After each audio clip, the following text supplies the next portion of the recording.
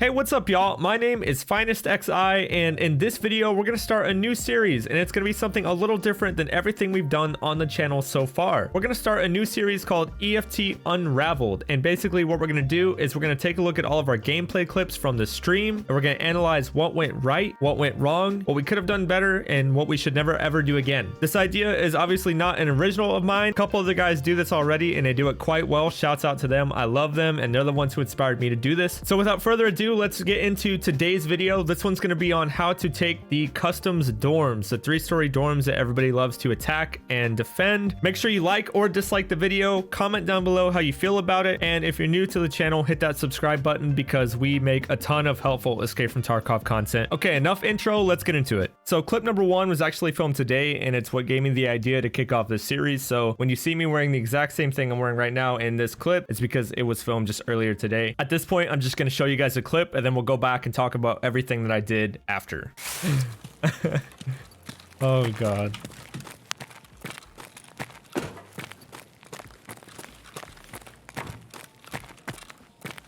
Memories.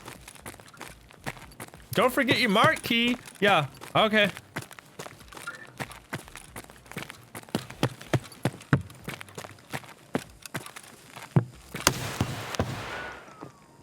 I'm ready.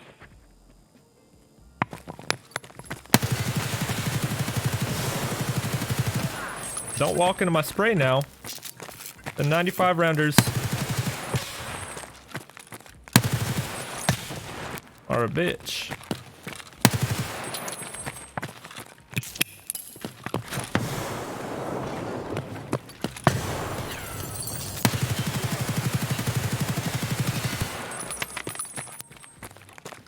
Oh, you're dead. All right, so there's the first clip. It's your standard simple dorms takeover. Starting off, the first thing I want to talk about is entering the dorms. I find that this is one of the better sides of dorms to enter in on. I don't really like going in the front door because of all the windows from the 2nd story dorms that are facing it. And I don't really like going up metal staircases to get inside dorms either. There is just way too much noise produced on the metal, and people inside can easily tell where you're coming from. At least I know I can. So I like coming into the first floor, whether it's on the other side through a window or this side through the door. Also, as soon as you get in here, you want to check your left. That first room on the left, sometimes people like to sit in there. Kind of a habit of mine to always look in there as soon as I come in. If you notice, I have a flashlight on as well. I find flashlights incredibly useful for clearing things, especially in dark buildings where it's hard to see. It helps me out and it blinds the enemy, so it's kind of a 2-for-1 there. I always do the same clear as soon as I come up to the 2nd floor. I like to do a quick check to my right and then a check to my left. Just in terms of like immediate danger, the guys that are right there on your right are going to be way closer, way more of a threat to you than anyone on the left side. So I always like to check right then left before proceeding up to the 3rd floor. So I always do recommend when you're going up a staircase, go ahead and pre-turn to look at where you're going before you get to the, you know, actual designated turning point, because there's oftentimes people sitting on these staircases waiting for you to come up them. It's like here, I'll do a swivel before I look up, you know. And now right here, what I'm going to do is I'm going to run to this middle section of 3rd floor. I'm going to turn my head and look right. It's the same concept as the 2nd floor. What's on my right is just geographically closer, so I want to check for that before I deal with anything that's further down at marked room. This was a bit of a lazy check. Ideally, you want to see all the way at the end of this hall here, you want to see that last door on the right because people like to sit in there as well. You'll see that in another one of these clips that I'm going to show you. But this was a kind of a lazy check, but I did in my mind go ahead and say, okay, there's probably no one on the right. So now I just worry about marked room after I get out of this crossing.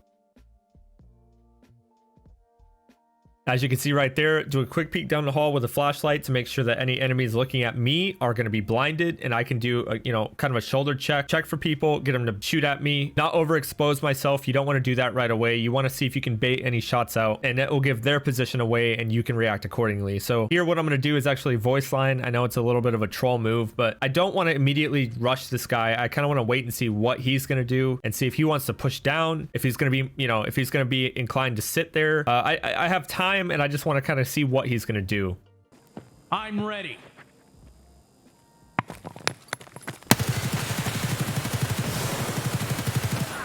Don't walk into my spray now. So a couple things happened in that very short amount of time. The first thing is I hear him throw a grenade, and as soon as I hear that, I know I'm ready to make my move. because there's a bit of a cooldown after you throw the grenade. The animation has to reset before you can pull your gun out.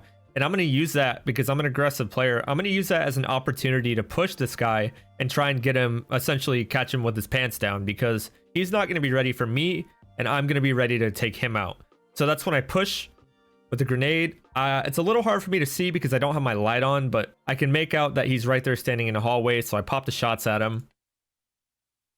He takes a right in this little hallway here, and now, again, it's a bit of a troll move, but I actually hold the fire down and don't let up because I have a 95 round drum mag, and I know that. So I'm going to use all those rounds to my advantage. So basically, I'm not going to let this guy walk out and shoot me. I'm going to keep a line of bullets at that angle where his head is. So if he tries to peek out, he's going to kill himself. Lo and behold, that's what he does. He thinks I'm going to stop shooting, and he tries to guess that mentally, and he walks out right into my bullets.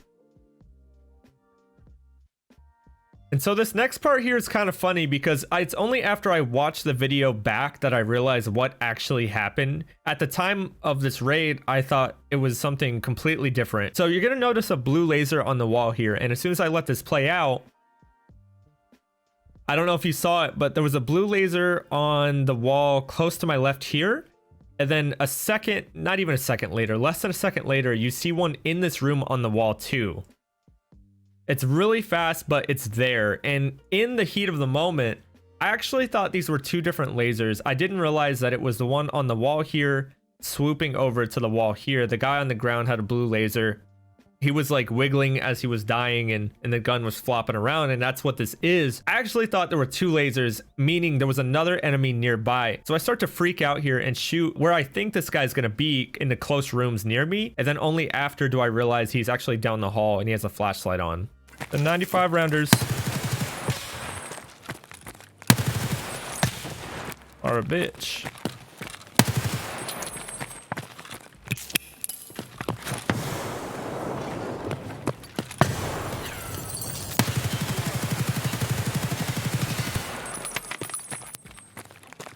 So there you see, we take him out there. I'll back it up and we can talk about this little engagement here. So I finally realized that this guy is actually behind me. You can see the flashlight. And just to show you how effective they actually are, looking at him in this hallway, I can't even see him at all. You know what I'm saying? Like, he's standing in the middle of the hallway and I can't see a silhouette or anything that resembles his person. So that's kind of how effective those can actually be, especially in a narrow hallway. So I see this guy. I decide to pop a couple quick shots at him. Nothing too extensive because I don't want to stay out in the hallway and get, you know, hit in the head or anything like that. I'm gonna throw a grenade to try and put some pressure on him and kick up a little cover for me as well, so I can actually push down the hallway. I hear his grenade. I know it's a little risky, but I'm assuming it's not a VOG and I have time to peek out and throw my own grenade. Again, using the time where people are throwing grenades is crucial. Whether you want to throw your own grenade, whether you want to push at them, they're helpless in that moment where they're recovering from throwing the grenade. So you have a few seconds to work with that. So I throw my own nade out, jump back to the window to make sure that his grenade is not closer than I think, and I'm not about to blow myself up. And as soon as my grenade goes off, I already know I want to push this guy. I want to get close. So I use the dust and the debris that the grenade that I threw kicks up to push down the hallway and try and bridge the gap between me and this guy.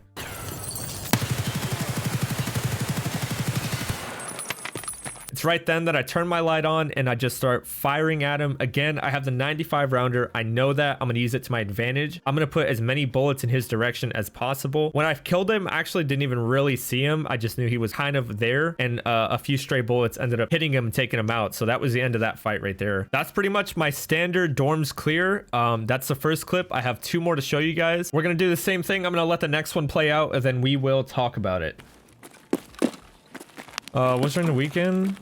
What's love and luck later? Dude, good luck, man. Okay, so here's the thing though, right?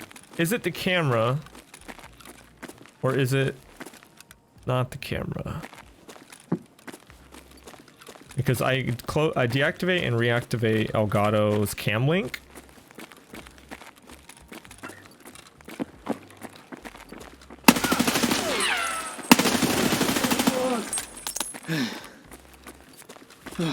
To get it to come back.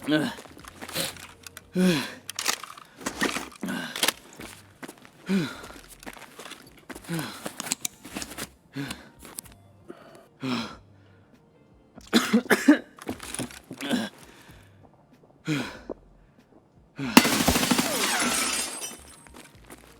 are you trying to fight in the stairs, brother? Dump the own gear. Bushes outside. Just wait till they come in. Suffering from success is what I call it.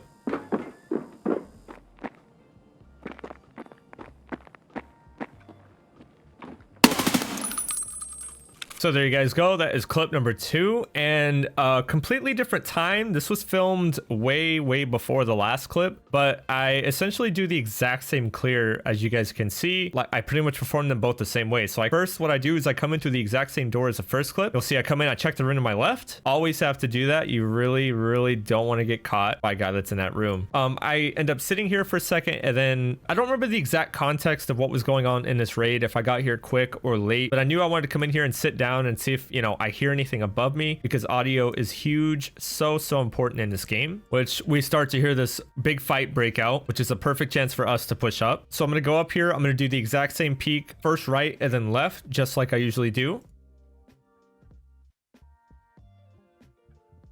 And then the same thing, same swivel up to 3rd floor, where you're looking as soon as possible to see if there's anyone there. Now, a couple of things differ widely here. I'll start to hear some audio cues, one on my left and one on my right, and that's really going to throw me off. So much so that I don't notice the guy that is literally standing over a body right in the middle of the room. But it works out in my favor anyway.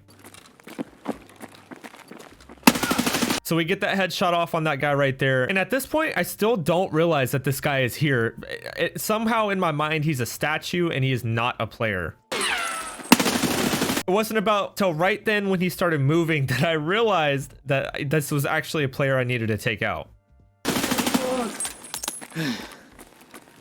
So, you know, a lot of you guys know this already. Maybe you don't know, but hip fire, point fire, whatever you want to call it, not ADSing and just firing is an incredibly useful tool in this game. Hip fire operates completely different in this game. The bullets will go where your gun is aiming. If you've played any other game like COD or PUBG, you know that when you hip fire, your gun just starts shooting out in all these different directions, like your barrel's crooked or something. It is not the case in this game. It is a very useful tool to master, especially in close combat situations. Hip firing, point firing is most of the time more accurate than aiming, and the reason is because when you're so close to an enemy and you try and scope in and pinpoint them with your red dot, you're gonna have a really hard time lining that shot up, and it's just much easier to back out, get a bigger picture of what's going on in hip fire. Work on your hip fire as much as possible. You'll see so many people do it in this game if you watch streams or YouTube content, and it's not just showing off. It truly does work better than actually aiming in a lot of situations. So we back down to the 2nd floor. I pop a Propital to get my screen cleared up and to get a health regen going, and then we use a Salua kit to stop the bleed. I'm in no rush to see if there's anyone else up on the 3rd floor. You know, I have audio superiority in this situation. I can easily hear what's above me if I hear people running, walking, whatever, and that's actually what happens here. I hear this guy start to come down the staircase.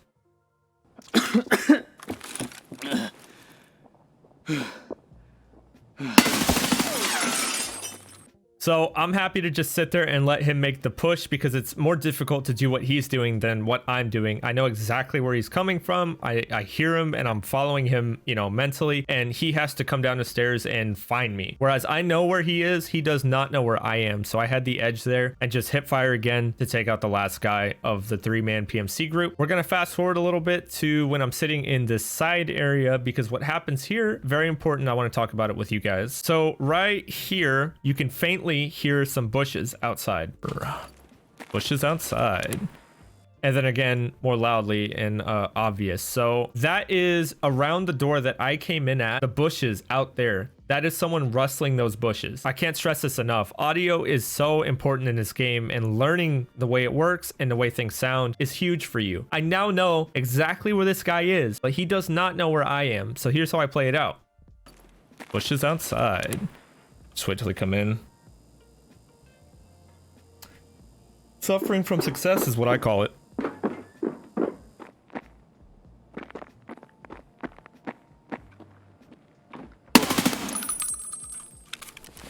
Again, the audio paints a complete picture. I don't have to see this guy at all to know exactly what he's doing. I hear the bushes outside, so I know he's outside the first floor door. I hear the metal staircase, so I know he's coming up. And I hear a door open, so I know he's inside. Then I hear the walking down my hallway clear as day. I don't have to move a muscle, and I know exactly where this guy has been for the last 10 seconds. Coming up to third floor and walking down the hall like this guy did, what you need to do is check every single room on your left and right to make sure there's no one sitting in there, because every time you pass one of those doors, you're passing an opportunity for somebody to kill you. Just like I was in this room, a random room halfway down the hall. He had no idea I was in here, not focused on anything else but going down the hallway, so it was an easy pick. And that is 3 PMC and a scav down in the dorms. But now the next clip I have for you guys is going to be a duo take of the dorms, and it is featuring the wonderful J-Dream. You guys might know him. If you don't, you should.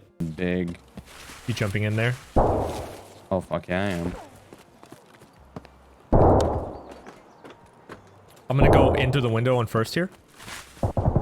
Oh, this guy's a nade. Nade. Killed one, though. All right, I'm on first. He just headshot me. Holy shit. I'm alive, though. Got him. Oh, nice. I Nade, threw a nade at you. nade. I threw a nade. Get down. I'm down. We're All good. right, someone's in I'm on stairs. second floor balcony. I'm on stairs. Which balcony? Other from you? Towards construction. I just hit him. Okay, but back he up, heard back up, me back up, along. back up. I'm healing. Got him. Nice. Good shit, dude. Yeah. Good place, good place. Someone upstairs, I think. I'm on second end of the hall, Jumping. closing door. You jump? No, I jumped the bed. Jumped the bed again. Okay. Yeah. I'm I gonna- think there's someone on third. I'm dude. gonna check it out.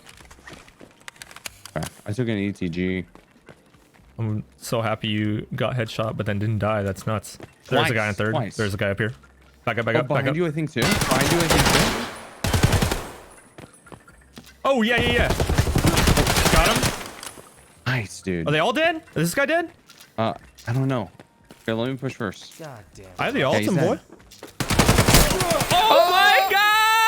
Definitely the most action-packed clip of the three, and we have a lot to talk about with this one, so let's dive into it. So we approached the dorms from a different direction this time, so you guys can see it's not all about that one door. There's actually, more to it than that. We're coming from the van side, the wall side, however you want to put it, and we know, because we're not the first ones inside here, we know that people are fighting in the dorms. We hear gunshots as we're approaching it, so we're ready for a fight. So Jay's going to take the manly man route, and he's going to go right up to that second floor and peek down the hallway and try and take on any danger head on. Obviously, staircases, you have to worry about the audio that they give off. But in this situation, we're kind of acting as a third party, external guys coming in to clear up the fight that's already happening. So, it's a little safer to take a staircase like that in that situation. But I don't want to follow him single file and just line up for an easy collateral. I want to go into the first floor window here. So we have 2 angles covered, and we're that much more effective. Headshot me. Holy shit. I'm alive, though.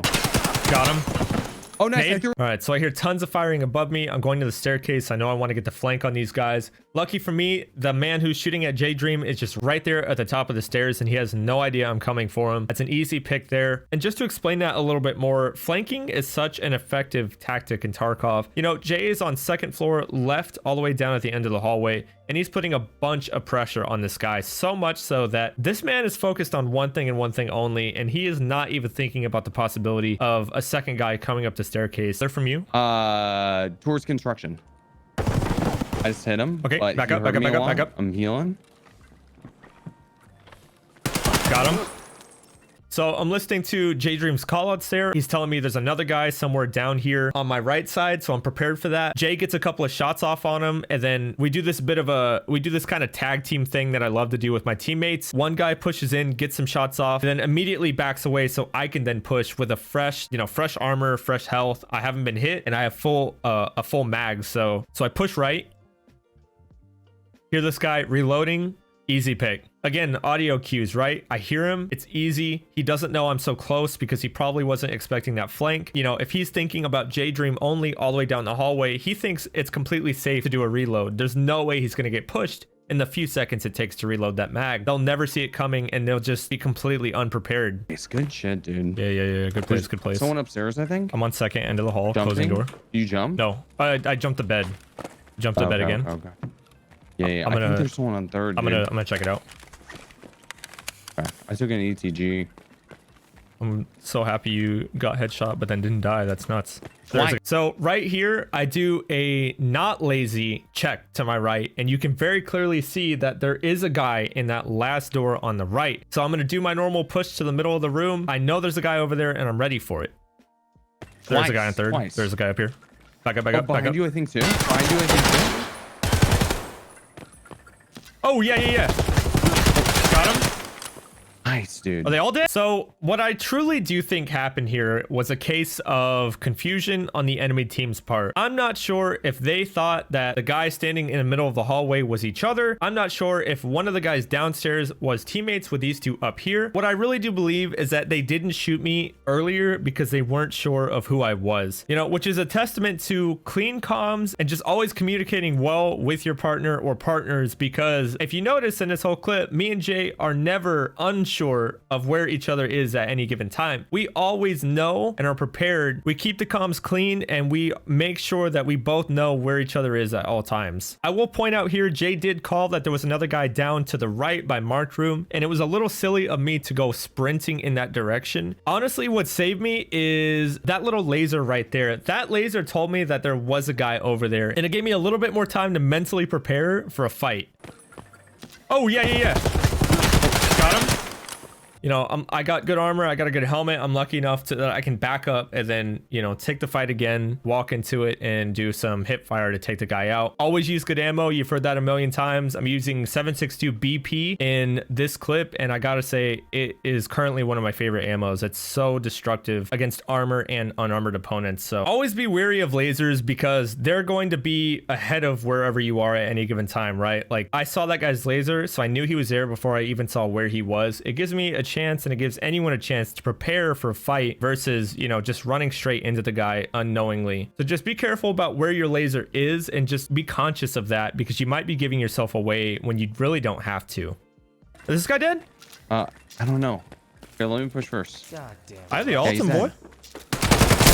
Oh my god! So this guy definitely gave us a huge scare, and I gotta say, I think he is probably the player in this lobby that played the best out of any of the guys we just took out in dorms. I don't know how long he was out there. I don't know if, you know, he was waiting on the fight to be done. I don't know if he was a teammate of anybody inside, but essentially he's somewhere between the second and third floor, sitting on this metal staircase, just waiting for his chance to pop through the door and take out anybody inside. And me and Jay are just completely unprepared for it. It wasn't till right then that I hear the slightest metal footstep, and I can barely hear it with this Alton on. So at most 2 to 3 footsteps maximum that I hear before this guy is in my face and ready to blast me away. Luckily, the flashlight isn't blinding me at this distance. I can see very clearly because of the sun and everything. There is still a guy there, and so it's not impossible to shoot back at him. Again, like most of these kills, hip fire because I'm so close. There's no reason to ADS at him. Just point and shoot. Luckily, at the roll of the dice, my helmet and armor saved me, whereas his did not. And see, that's why I got to give props to that guy, is because truth be told, he probably should have killed me there. I got very lucky that my helmet saved me, and it really was down to RNG, not tactics. He actually outplayed me, and that is why Tarkov is such an interesting game, is because sometimes the RNG of the bullets, the armor, and everything in between could just not be in your favor. I will admit, that man outplayed me and should have killed me. You know, the thing about armor, the thing about helmets, people can say they don't work, they never work, and a lot of the times, yeah, they don't save your life, but there are situations where they do. We were able to get out of this raid with so much loot, and I wouldn't have been able to take any of it if I had died here. Luckily, the Alton saved me, and it let me finish out the round. So don't ever let anyone tell you that helmets don't work, because they definitely do. And that's the 3 clips I had to show you guys. I hope that this helped you gain a little knowledge and insight as to how you can properly take the 3-story dorms on customs. There are so many ways to play every scenario out in Escape from Tarkov, but this is just my experiences and my take on it. Whether you guys consider anything I did right or wrong, these tactics work for me, and I'm sure that they can help other people out too. And that's why I want to do this series, so I can do a deep dive into all of the plays, analyze them and celebrate them, and use them to learn and grow and become better Tarkov players. So guys, thank you so much for checking out another video. I really do hope you enjoyed this one. If you're new to the channel, hit that subscribe button. If you like the video, hit the like button. I love you guys, and I appreciate all the support. I'll see y'all in the next one. Oh, you're dead. Oh, Jesus Christ, that scared me. Oh, I thought there was another player, chat. Holy shit. Oh, fuck. Oh my god. Where did you come from? Oh god.